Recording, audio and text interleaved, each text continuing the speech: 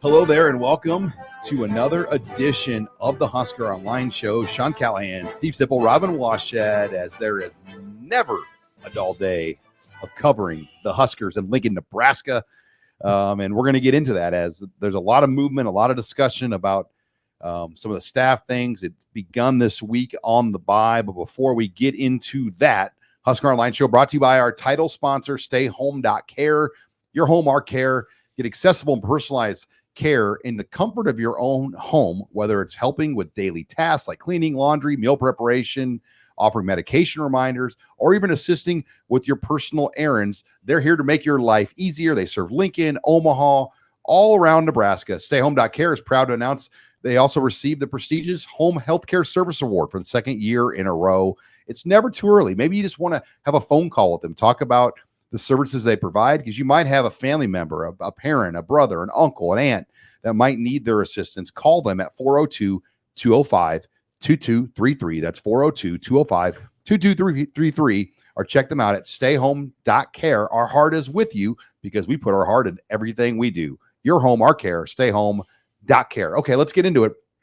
Dana Holgorsen was in Lincoln back in January. Nothing ever materialized of that. Nebraska ended up hiring Glenn Thomas to coach quarterbacks. Marcus Satterfield remained the play caller and moved to coach tight ends. Well, here we are on November 5th. And, we confirmed that Dana Holgorsen arrived at Lincoln on November 4th. He met with the team this week, has been a part of practices as well as former Baylor, Carolina Panther, and Temple DC Phil Snow. Matt Rule has brought in some fresh set of eyes and voices, big voices in the case of Holgorsen, to join his staff. And the question is it what can they do now? I mean, what is your view of this, Sipple? As we've been on the phone all day with different people around the coaching industry, this is an awfully unique thing going on right now. Yeah, best I can tell, it's really unique. I've never heard of this, where you actually bring in someone in season with 3 games to go. It's not unheard of to bring in guys to look at your program, but to bring them in during the season to meet your team, it's a remarkable development. That's what it is. And I want to back up a little bit. I think it's always important to kind of back up. Think about the storm. For Matt Rule has come very quickly. It basically, when you have this extreme result at Indiana, followed by a difficult loss at Ohio State, and then another extreme result, when you're at a place like Nebraska, the storm just kicks up so fast. Then this is pretty remarkable. Think about, all you have to do if you want to size this up is put yourself in the shoes of the current staff members. Here come these guys in the office to assess what you're doing with more credentials than the other coaches have. If you're being blunt and honest, and again, not unheard of at all during an off season, but there's 3 games to go. Mm-hmm. So, Dana Holgorsen, guys, his record as an offensive coach is strong. I mean, he's had 6 seasons where his offenses have averaged 500 yards a game. Now, only one since 2012, but he's had Graham Harrell and Brandon Whedon, Will Greer. He's had some great quarterbacks. Mm-hmm. Snow at Temple and Baylor, those defenses became excellent. At Temple, they got excellent really fast. At Baylor, they were the number 1 defense in the Big 12 in the last year. There's 2017, the number 1 defense in the Big 12. So both those guys have really strong records. I think Snow, guys, if Tony White would move on, I think that's your defensive coordinator. Because he almost got hired when Rule got here. Yeah. Like, he was one of the top names on the rumored list. And it wasn't. It was more than rumor. It was. He was one of the first names. Because he was going to retire, right? But he basically said no because he was going to step away from football for a little bit. Yeah, that's exactly right. I think if Snow wanted I was told today actually that if he wanted that job, he could have had it. Mm-hmm. So now here he is. He's in town helping. Well, and then the elephant in the room now is Marcus Satterfield. Yes. And what does that mean for him? Because you bring in a guy with more experience, more accolades. Oh, way more. To, you basically hire an outside consultant to come in and tell you what you're doing wrong, and this is what you should be doing. Yeah, the joke all week is that it's like Office Space where the Bobs come in and sit everybody down and said, "So, Marcus, what is it exactly that you do here?" And Sipple hasn't seen Office Space. Okay, I can already seen it. Oh, you have? Yeah. It's a timeless classic, and it perfectly relates to what's happening right now. But like, the interesting thing about this is not only they come in with these massive credentials, but they have extreme trust from Matt Rule. Like, these are guys that he knows, and he wouldn't be doing this if he didn't have absolute faith in these guys and value their opinion 100%. And so that what makes it even more interesting. It's just the timing of this whole deal. Like, if this happened in the off season, it would be interesting. But the fact that we're 9 games into the season now, it's remarkable, and it's happening, like, it's fascinating. Yeah, well, think about this USC game going into it. The wrinkles that might come out, and you're going, maybe that was a new. But then on the other side, USC is under their own adversity. They're switching quarterbacks to Jaden Maeva. Yep. So a game that doesn't have a lot of juice is all of a sudden got a few more. It's got juice. It's the desperation bowl right now. Yeah, there's some desperation, and it is a similar situation because of USC's very potent brand. I mean, that's a fan base with high expectations, and they're sub 500. So Lincoln Riley's under pressure. He's making 90. His buyout's $90 million. He's about as high profile as it gets, and they're scuffling. Rule, high profile, scuffling. But this again is remarkable. I mean, I don't know. There's probably somebody's going to say, no, this has happened somewhere simple. I don't know. I've never heard of it. It's never happened in Nebraska. Never heard of it. Yeah. I'm just saying I never heard of it. I talked to 2 former longtime coaches who have never heard of it. Like, one example I'll give that a little different, but like Luke Fickell, when he was named the Wisconsin head coach, he took over and coached the bowl game. Like, that was an extreme of a new coach coming in and just took over it. And this would be like something like that all of a sudden, like, if Holgorsen is legitimately coaching in the middle, I mean, that would remind me a little bit of that Wisconsin situation where all of a sudden Luke Fickell just started coaching the team and they won the bowl game.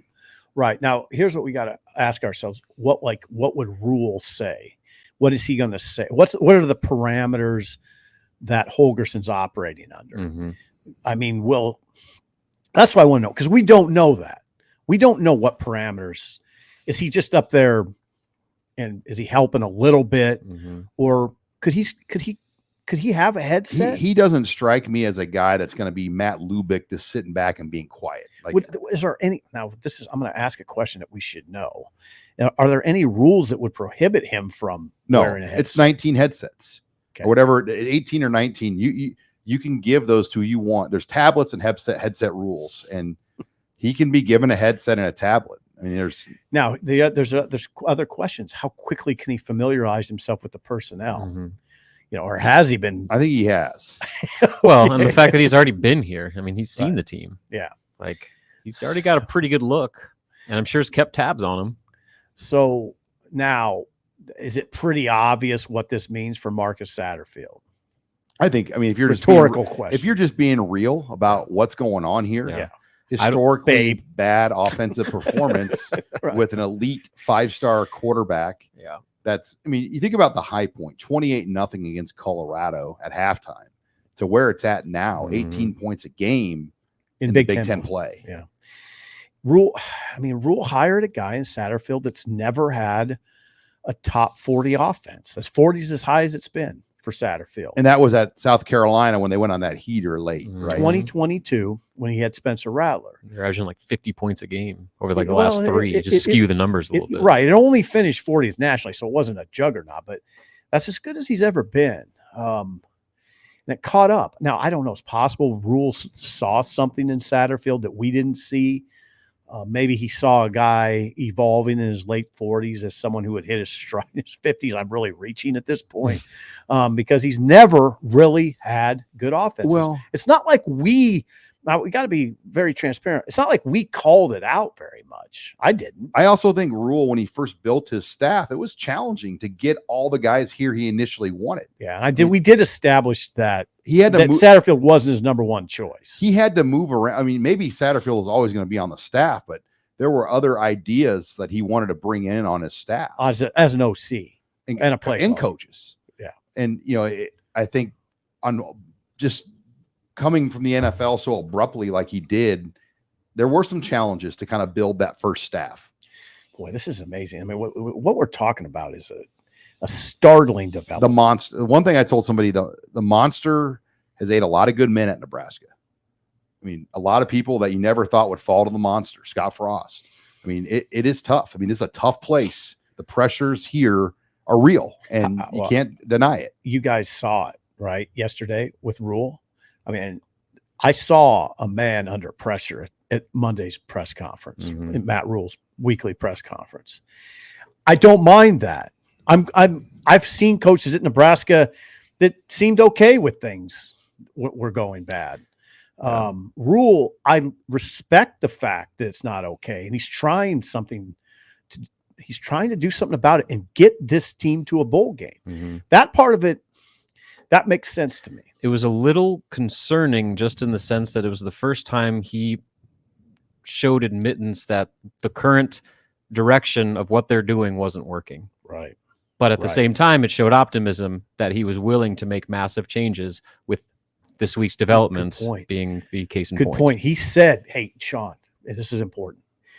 I just thought of this. At the close of that press conference, or near the close, he said twice, there's nothing I won't do to get this team to a bowl game. He knew what was going on. He understands how bad everybody needs this for the program to have an advancement. You can't go 8 years with no advancement. Right. 6 straight losses. And I know he's only been a part of 2 of them, but the state's been a part of all 8 of them. Right. All right. Well, let's keep this discussion going on the offense. When we come back, we'll talk more about the offense and what can be fixed here over the next 2 weeks. You're listening here to the Husker Online Show. And we're back here on the Husker Online Show, brought to you by our title sponsor, StayHome.Care. They are there for you to help you with the loved ones.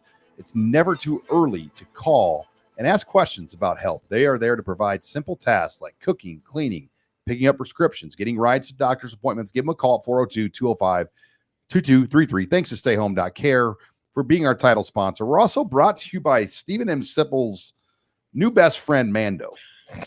And best friend, Mike. You have affected a lot of Husker fans, because I just got a message that Mando has renewed. Good. They've decided to stay with us because sales are good. And I'd recommend it. Tell us why. Well, the smell is excellent. I mean, it's manly. They have various products. I have touted the soap is probably the one that got my attention Tingly more than anything. is the word you use. Yeah, it's very tingly. It is very, I mean, the smell is excellent. Then the second thing is the spray deodorant. It's a body spray, and it is effective. Trust me. I bails you out of Planet Fitness, I'm sure. Yeah. I mean, yeah. But no, it's all the products that I've used are excellent. Number one being the soap. All right. Well, Steve Sipple is going to give you a great deal here. This is Mando starter pack. It's already discounted. Comes with deodorant, cream tube deodorant as well, and then 2 free products of your choice and free shipping. So it's already discounted with the free shipping. Plus, we're going to take another $5 off. You have to use the promo code Husker at shopmando.com. That's the Mando starter pack at shopmando.com. Use that promo code Husker, and you'll get up to 40% off that total package there for Mando. Give them a try. Steve Sipple is all in. That's all you need to know right there. There's one more anecdote, Sean. I took the soap on the road with me to Indianapolis. You took it with you? Yeah. I mean, well, yeah, you can't trust that hotel soap. Dries you out. No. I took it with me. That is good information. Yeah. It makes your skin feel good. Yeah. Hold 9 yards. Are you going to give Dana Holgorsen some Mando? We'll give him a Mando starter pack. A nice welcoming gift. If you're listening, Dana, think about it. Well, let's get in more to that discussion. Dylan Raiola, like, what do you think he's thinking right now? There's a question. Because of, I mean, you think about how this started, kind of the peak of things, probably halftime at Illinois. That's the peak for me of Dylan Raiola. Where, Brett Bielema is probably like, holy cow, this kid's unreal. We can't stop him. They made a few adjustments, and Illinois was able to slow him down enough. And really everybody has kind of made those same adjustments. I'd say the one outlier is Purdue, where Nebraska was able to draw those pass interference penalties. Yeah, Illinois was a critical game in this discussion because of the overthrow for a touchdown, and then the not Dylan. Now that was Dylan, but the overtime I don't put on Dylan. But remember what Illinois did The in pressure. overtime. They came up the They middle. wrote the recipe. Yeah, I think they might have. And so, what does this mean for Dylan? It means a lot. It's hard to wrap your arms around it, but in a sense, I would say this is Rule saying we have this high grade quarterback, this quarterback that'll be very sought after, in a tampering sense by other people. And we have to keep him here. We have to give him reasons to be here. And you know what? Dana Holgorsen, to me, would represent a reason for him to stay here. I have no information that he would look at all. In fact, I've heard the opposite. I'm not worried about him leaving, but I mean, it's just like, you guys, I mean, if you're wooing a woman and you get her, it doesn't mean you're always going to have her, so you gotta keep coming. That was a horrifying analogy. I was like, where are we going here? Mando. So to bring in a guy like take over, Rob. That's where Take your soap with you too. Yeah, Mr. So- Smell Good.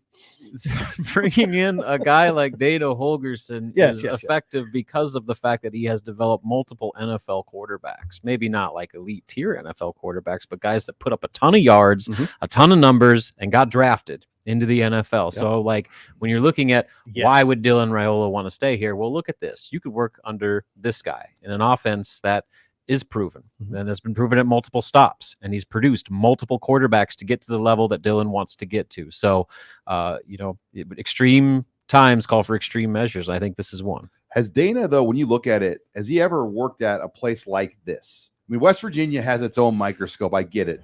Yes, But it does. It's a small population. It's the only state in the Power Four with less people than Nebraska. Yeah, Houston's nothing like the program at Houston. So I think the microscope that's going to be on him here, if this is where it's going, is going to be different than anywhere he's been as a coach. But I also was told today, Dana wants to be a head coach again, even has aspirations in the NFL to look at the NFL, and he knows the first step is getting to another coordinator job. And places like Oklahoma, even in Utah, who have already fired their offensive coordinators, he would have options no matter what happens. His resume is excellent. I mean, he was good enough calling. To simplify it, he was good enough calling plays. He parlayed it into being a head coach, a successful head coach. So yeah, he not only knows how to run an offense, he knows how to run a program. So he's valuable. He's a very valuable guy to have around. He hasn't had a perfect career. He got fired at Houston, but and Sean, I'd say West Virginia in terms of, I'm not saying their media coverage, they have 50 people at practice, but that program is huge in that state. And they travel, the fans travel. It's big time. That was a big time job. This place ain't going to shake Dana Holgorsen that way. No, and the way, I mean, he's been a head coach. Rule does other than the offensive and defensive coordinator, you don't really talk to the other assistants anyway. So like we may not even talk to Dana Holgorsen unless he's called until the spring. Yeah. Well, if they were to make a change and name him the coordinator, right, I would imagine like in January he'd be available at that point. Yeah, But and they could do something where they just give him a weird title like offensive strategy analyst or something like that, to where like he's doing everything a coordinator would do, which is without the title, and therefore you could kind of tuck him away and let him just do his thing and let somebody else get in front of the cameras. What people are wondering right now as they listen to us, is he going to call plays? Yeah, we don't know that. And what happened at TCU? Like that was a pretty, like, did he leave there for here, or had he been gone at TCU for a few weeks? That's what we need to probably learn, because I get the impression from folks I've talked to, he had left TCU. He may not have been there the last couple of weeks. So that situation. And look, I don't know if Dana was in a real hurry just to jump back into work. Like after a long run at West Virginia and Houston, jumping in at Nebraska in January was going to be, quite a move for him at that point. He was at TCU as an analyst, right? There's just a lot of gray in these discussions. Analyst, consultant. Mm-hmm. I mean, he's here. I don't get too mired in those sort of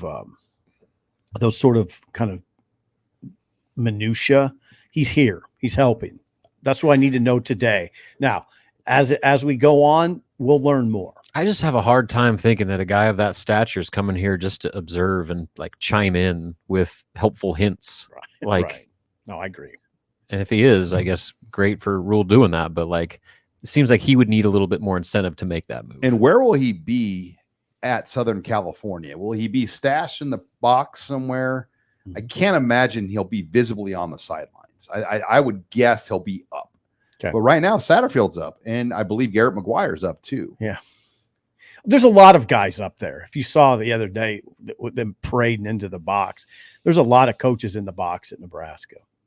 But what you can't take away is what we saw on offense, especially against UCLA. It took 8 plays inside the 10-yard line for Nebraska to score a touchdown. Right. And, they've dipped up. They were 102nd nationally in rushing offense. The program, you said the key number, 18.3 points per game in Big Ten play. As Rule said himself, you're under fire. If you're averaging 18.3 points in Big Ten play, you're going to be under fire. Mm-hmm. Rule said it himself. That's, you don't need to go much further than that. You watch the offense, nothing comes easily. You watch teams, even UCLA, where plays did come easily. They get a 25-yard run and then a 48-yard touchdown pass where the guy's wide open. You just got to lay it in there. Mm-hmm. And he has it in one hand like Randy Moss and jogs into the end zone. You never see a Nebraska guy do that. This year, you don't. And if a guy does have a play where that should happen, they like trip or something. Right. That happened on Saturday. There was like a play. It's like, oh, he's going to go. Oh, he fell down. Yeah. Nothing comes easily. So, I mean, listen, I'm not taking up for Satterfield. It's not all his fault. That's what Rule was really trying to hammer on Monday. He was like, at some point, guys, just like you said, got to make plays. You don't catch the ball and turn around and fall down. You turn around and run for 15 yards. You break a tackle. You got to catch the 50-50 ball that had been taken away from you for interceptions. Like, at some point, coaching is a big part of it, but those coaches need to get more out of the players. All right, we'll continue this discussion. We'll talk some defense as well. You're listening here to the Husker Online Show. And we're back here on the Husker Online Show. Sean Callahan, Steve Sipple, Robin Washett, brought to you by our title sponsor, StayHome.Care. Your home, our care. It is never too early to make that phone call to find out about StayHome.Care. You might have a family member, a loved one, a friend that's going to need some help someday, and you just want to find out more about what services they might provide. Give them a call at 402-205-2233. They are a great service all across Lincoln, Omaha, and Nebraska. They're there to help you with the loved ones in your life. That's StayHome.Care. We're also brought to you by HelloFresh. It's the time of year where you're busy, you're on the run, you don't have time to cook, grocery shop necessarily, and get all the things you need to make good, healthy meals. Well, HelloFresh has you covered. They make it so fun, so easy. You pick your meals each week, and you can do 2 meals, 3 meals, 4 meals, whatever the number is you want. And they send you the box of all the produce, all the different things you need, the meats, the spices, the ingredients. And you can decide, hey, I want a meal that is protein heavy, not a lot of carbs, whatever the style of meal you want to make.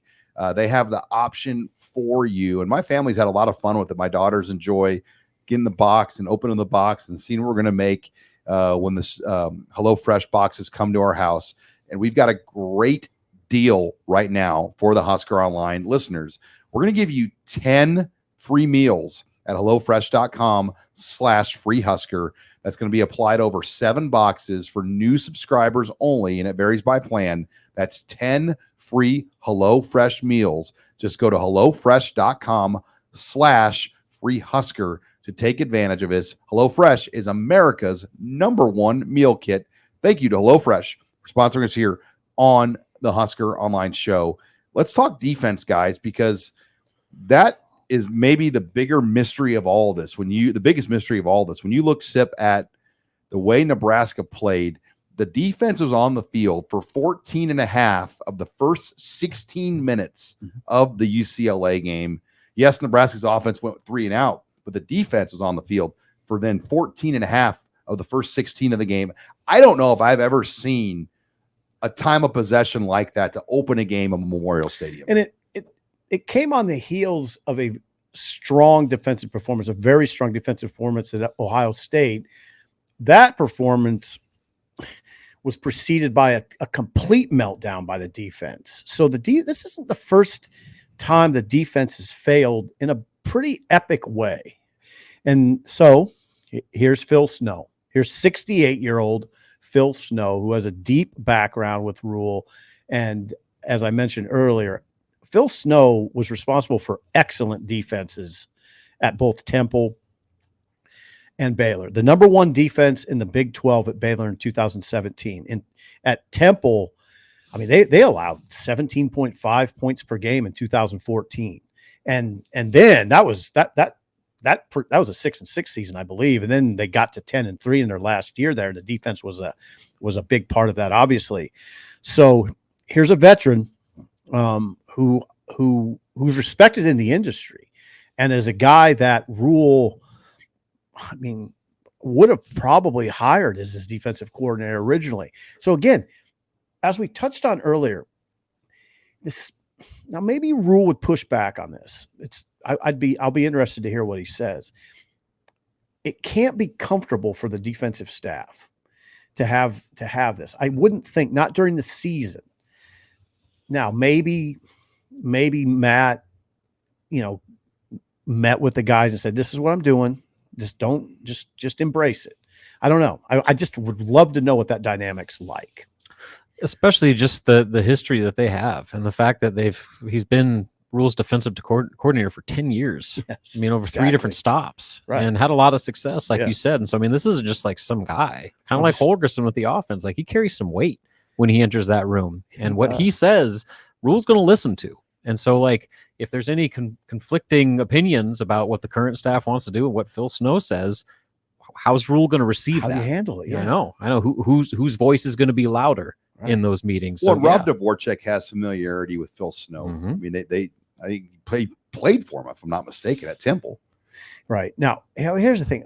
I am presenting this as sort of a conflict situation. It may not be at all. I mean, I don't want to create drama where there's not, but I've talked to enough coaches in the last few hours that said, no, this is something that can't be easy for those guys. I read more, though, into Holgorsen being here than Snow.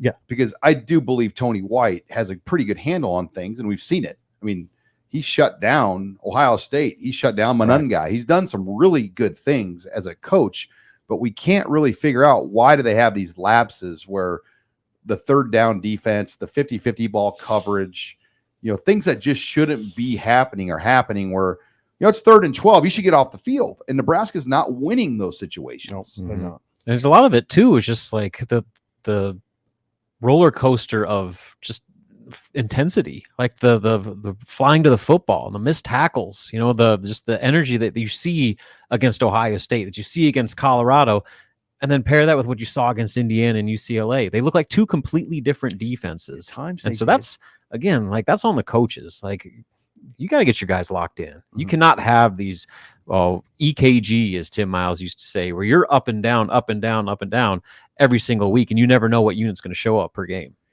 Right. I don't have much to add. Some of this is a personnel discussion. It's more, but I would say this, it's more of a personnel discussion on offense than defense. I hate to invoke this discussion, but I would challenge you guys, who on offense is a first team Big Ten player, second team Big Ten player, or even third team Big Ten player? I mean, I would say maybe on the O-line, you could make an argument for Ben Hart. Okay. And well, Ben Scott, maybe? Again, though, it's about winning. And when there's 18 teams. Yeah, good point. I mean, think about that. It's hard to break those. But somebody should be a third team. So who? Not on offense. You're in a pool of like 50 or 60 wide receivers to make an all Big Ten team. But now. We can't expect Nebraska to be a 9-win program without any all Big Ten players. Without a single dude. You can't do it. And I think there's this thought, hey, it's the fans show, the money's there, the resources there, the weight room there is there, the food's there, everything you need, it's just going to happen. Yeah. And it hasn't. And it's maddening because something that people care about this much and invest this much into should not struggle like this. Well, and here we are. This is, again, now I respect Rule because he respects this place and he respects what you just said. He does. And that's why he closed his press conference, or said it near the end of it, when he said, there's nothing I won't do to get us to a bowl game, essentially. There's nothing I won't do to get this going. There's nothing I won't do. He knew right then what was going on. And I'm bringing in guys, and they're big name guys. And they're guys that have formidable resumes. And here we are. And this is what you're battling. You could lose this state and fan base over time, and you are. I mean, I have a 5th grade daughter, and we're watching Monday Night Football. Levante David and Trey Palmer are playing. Levante David makes a play. I go, hey, kid, that's Levante. He played at Nebraska. And she goes, oh, was that back when we were good? and that's what we're battling right now. Oh, yes. Oh, yeah.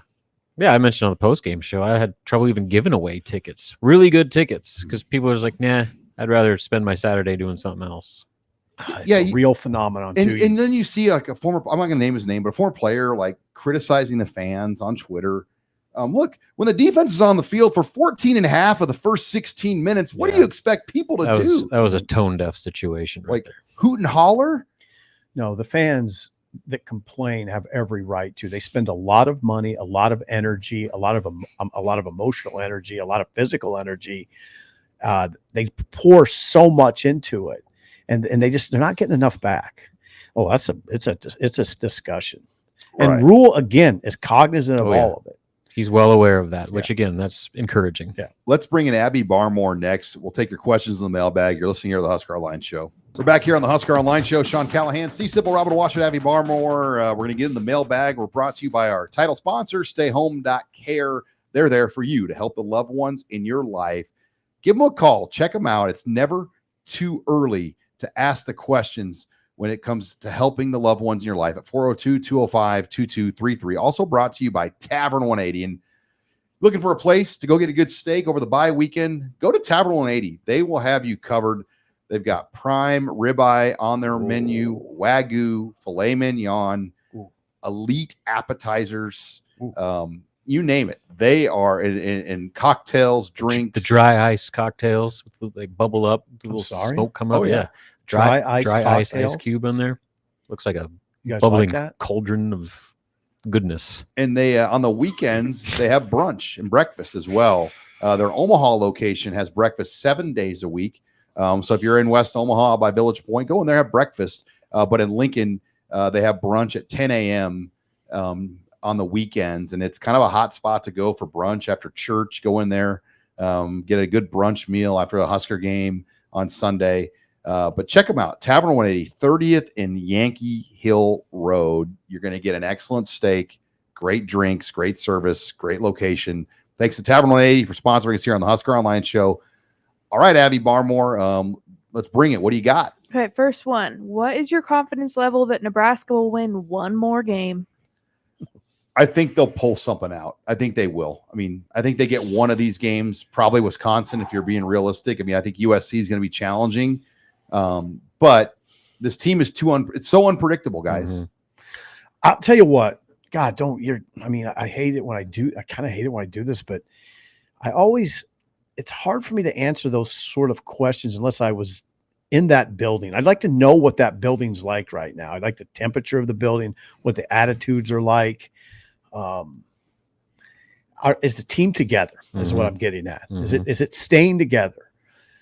Because that's a question. Oh yeah. I mean, that is an important question as you ponder that question.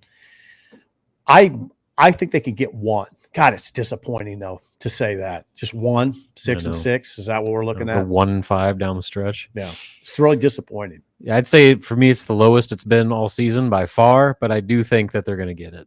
I go back to what you said with the definition of mediocrity is inconsistency, and so they're the type of team that is going to not play well when you expect them to, and they're going to play well when you don't expect them to. And so I think there's going to be a situation where everybody's going to write them off, and they're going to come out and play an excellent game and get a win. Can Holgorsen give them some ideas to scheme them up, line them up, where guys are going to run free? They got some new juice now. I mean, absolutely. It can matter. They got some juice now. Yeah, it can matter. And I'm not saying like 2 or 3 times in a game. Right. It can matter. More than that. How many times would 2 or 3 plays have changed the whole dynamic of their season? Right. It can matter. Play calling can matter for sure. But this is sobering. On 3, we have the Massey rankings. Nebraska only has a 19% chance to win at USC, Jeez. a 39% chance at home against Wisconsin to win, and then a 15% chance at Iowa. So that Iowa if you're going off the Massey metrics, which is, like an FPI, Football Power Index type ranking, the metrics say Nebraska's going to lose all 3 of these games. They were favored, though, to win last week against UCLA, and they blew it at home. Mm-hmm. Next question. Okay. How quickly can Dana Holgorsen impact Nebraska's offense? Quickly. He's got 2 weeks. 2 is weeks. A lot of time. Yeah. And I did find it interesting, guys, that Rule said that this is not going to be a self-scout bye week. Yeah, they're getting right into It's USC prep. I like that. I like the This sound isn't of that. young guy practices. This is like we're gearing up for a game for 2 full weeks. I like the sound of that. Now, Tuesday, I will tell you, the veterans didn't practice. It was kind of a younger practice, but they are going to get into USC. I like the sound of it, and the answer is I'd say absolutely. Not a guarantee, obviously not a guarantee, but yeah, it can matter. Different set of eyes can matter quickly. Mm-hmm. And I would like a focused bye week, and don't let guys go run around. I mean, just keep your team here, lock these guys in, and focus and understand. But the other part is that the staff's got to go recruit. Like Rule's leaving Wednesday night and going to go hit the road recruiting. Wednesday, Thursday, Friday. So like the assistants are going to be running Thursday's practice. Yep. Rule missed Thursday's practice. So I mean, but again, you have to go recruit. Dana will run it. It's just they got some experience there now on that staff. Former head coach. They should be okay. Substitute teacher comes in. A lot of credentials, though. What a time. No doubt. I mean, what an amazing. God, I wish we could go over there. I do. Just wish we could traipse over there right now, walk in and say, hey, can we just observe for a few hours? Like 7? That would They'd go be well. fine with it. I'll get some Godfathers. Next question. Okay, next one. What are your thoughts on USC changing their quarterback before the Nebraska game? Hey, Jaden Maeva was probably the best quarterback, one of the best in the portal, and UNLV was trying to hold on to him. Maeva committed to Georgia. Jeez. And then he switched to go to USC. So he was set. This guy was set to be Georgia or USC starter when he transferred to both schools. But they rode with their guy. Lost a job to Miller Moss. And Miller Moss won the bowl game last year. So they kind of rode with Miller Moss. But now with the season kind of over, they're flipping the page. He's a runner. That's the thing that concerns you. I haven't scouted him. But I know he's a runner. The question is how accurate of a passer is he? I mean, is he another Ethan Garbers? What you saw was a good quarterback at UCLA that probably was underestimated by Nebraska fans going into that game. Coming out, though, you would say that's an excellent quarterback. Is this guy as good as him? If he is, it's trouble. I mean, Garber's really hurt Nebraska with his leg. He's big. Maeva 6'4", 220. The thing you lean on if you're a Nebraska fan is he didn't win the job. So he's not perfect. He couldn't beat out Miller Moss, who doesn't run. I liked Nebraska's chances with Moss because Moss does not run. This guy runs. That concerns me. I think if you can throw some new defensive wrinkles to mess up his looks, you're playing a guy making his first start for USC. Nebraska's got to confuse him with looks in this game. And we'll get into that next week. But let's see, Abby, we got time for two quick ones. Let's go. 2 more. I don't know how quick this one will be, but we'll see. How often do you see teams regress like Nebraska has this year? I go back to the Mark Farley Northern Iowa comments, and you think about that moment of the year, and maybe we should have taken it more seriously. But Nebraska won 34-3, but there were red flags that day. What did Farley say that was a red flag? He just wasn't. He wasn't going to compliment Nebraska. Yeah. He knew if his team had more horses, they would have had a chance to win. He wasn't responding to the talk about how sweet Nebraska is questions after the game because I don't think he thought all that highly of them, to be honest with you. And he thought that they should have played better, which he's got a point. They were moving it on Nebraska. They were moving it. They had a chance to remember they were going in, they were moving the ball and a chance to pull to 27-10, and that guy overthrew a receiver, and the game changed after that a little 27. bit. Well, the final was 30, so it's 34-3. Right. No, they were going into it was going to be 27-10 in the third quarter.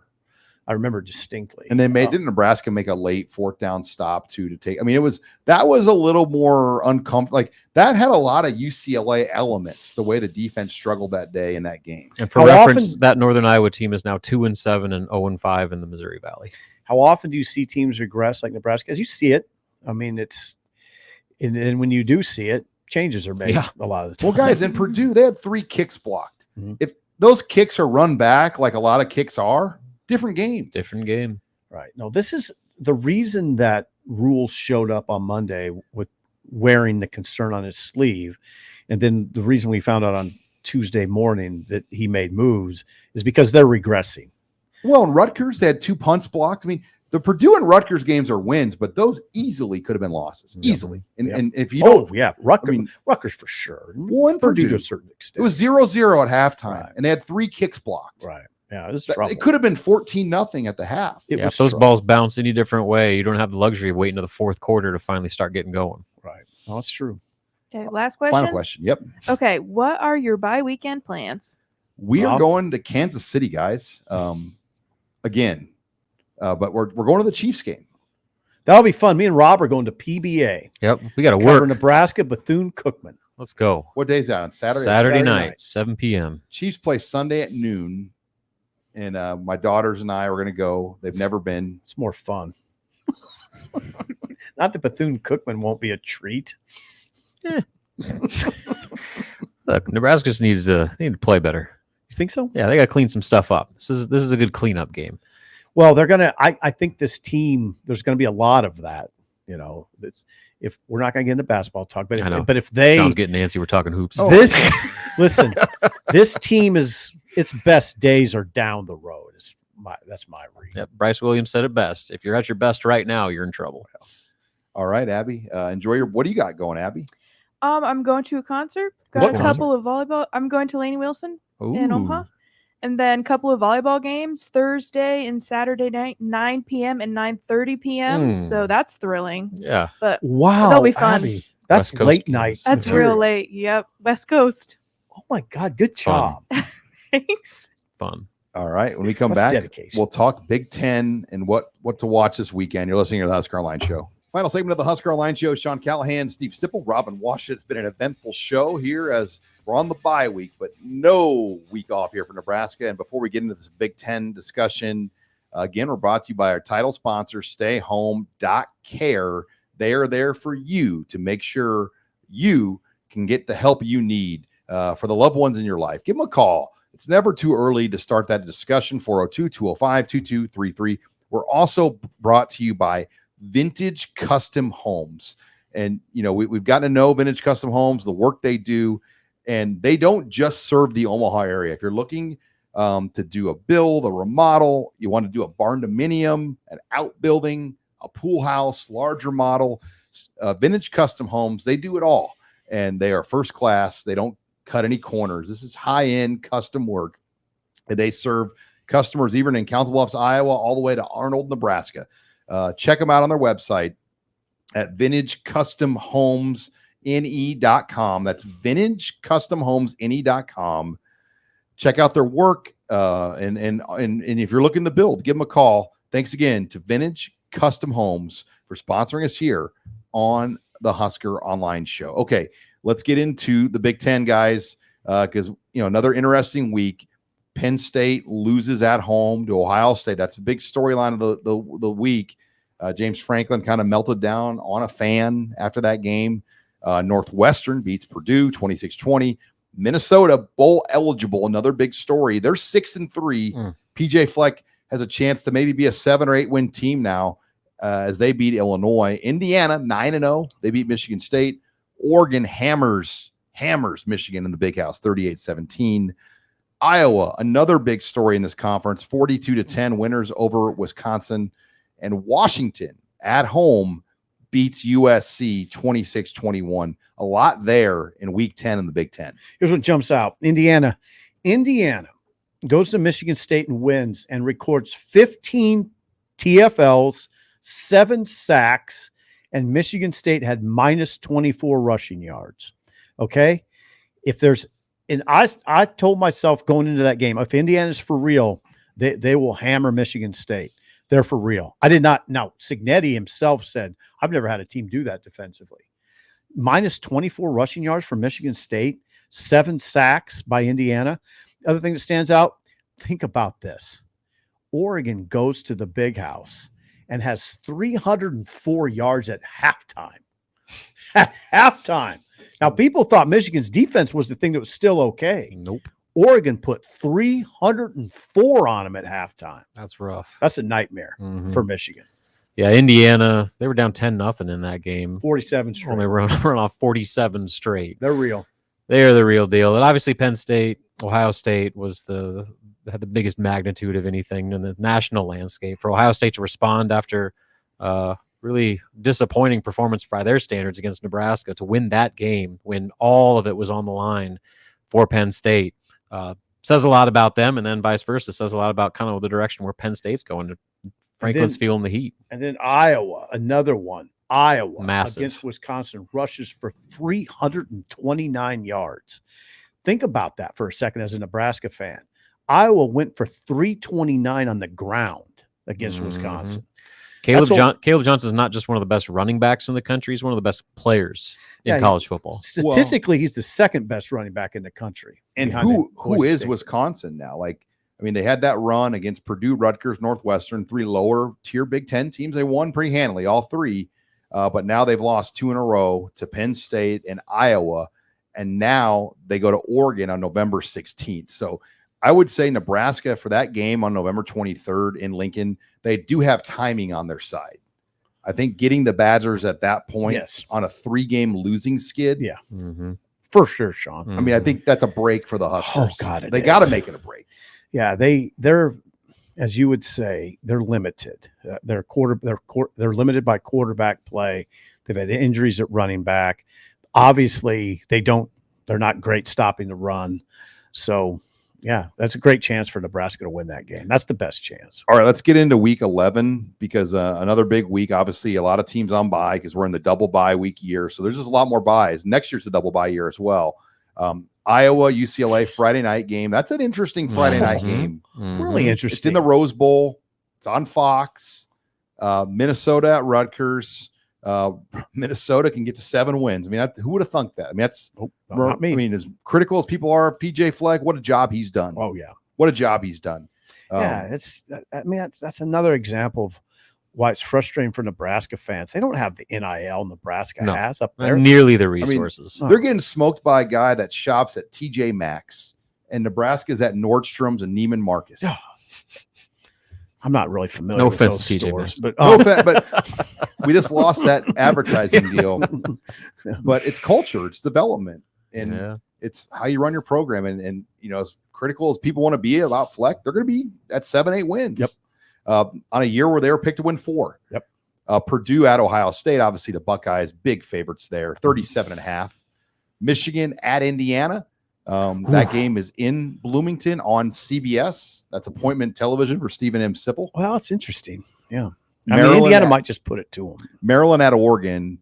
That's the BTN night game. And then the Peacock game, which, by the way, NBC is the 11 a.m. game this week, which is kind of interesting. Yeah, along with Purdue, Ohio State.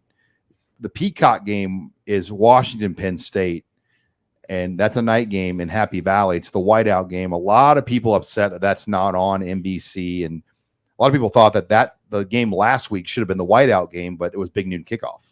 I think Michigan, Indiana is the most interesting game on that slate. I mean, Michigan is – I would say is in danger of getting the doors blown off by Indiana. Indiana, they're sort of breathtaking what they're doing. And Google will do that. Yeah. I mean, he will gladly beat the doors off those guys. Yeah. That Iowa UCLA game is fascinating to me too, because Iowa's rolling right now. But then UCLA is playing its best football yet, and they keep getting better over the last few weeks. This is going to be a real test for them at home. On prime time, like they could make a statement. It's a real interesting game to gauge UCLA. Did Nebraska get beat by a team that's a little better than people gave them credit for? Right, we'll find out. Well, and how many teams, if they would have played UCLA's schedule, would have the same record? Oh, not Nebraska. Nebraska would be sub 500 probably. UCLA is as tested as any team in the conference. Oregon, Penn State. You go down the Indiana, and LSU. Come on. They had one other loss on there. Minnesota, who all of a sudden is pretty darn good. So UCLA kind of has a 2021 Nebraska schedule. where Nebraska that year played 8 teams that won 9 or more games. Mm-hmm. That's UCLA's schedule, right? UCLA was taken lightly by a lot of people. I'm not saying that Nebraska's players or coaches did, but around here, a lot of people took them lightly. Because Deshaun Foster, being a rookie head coach, I mean, the way he kind of presented himself at media day, he just didn't garner a lot of the program just didn't get a lot of respect. The enemy scared me going in, and then coming out. That's you saw why. The enemy, the play caller, did a number on Nebraska. They had Nebraska scouted out to the shoes they wore. That's what I thought. Now Rule played that down. He said, no, we didn't get out. He in so many words said it wasn't that we got out schemed. Well, their guys got open. You know, so they had a lot of free runners, especially in early key situations. I mean, they knocked them off the horse in the first half. Yeah. And it was too late at that point. Mm-hmm. A pick 6 at that point turned the whole game. But all right, well, gentlemen, you guys enjoyed that basketball game Saturday night. Yep. Volleyball, hoops, carry you through the weekend. Trying to get to 2-0. Fred trying to get to 2-0. Just you need to see. I like their chances. Oh yeah. Yeah. But you're right. Let's clean it up. Get a good product. Don't make it a 2-score game with 5 minutes left. Well, join us as well. We'll have Husker on the headlines later in the week. But for Abby Barmore, Steve Sipple, Robin Washett, I'm Sean Callahan.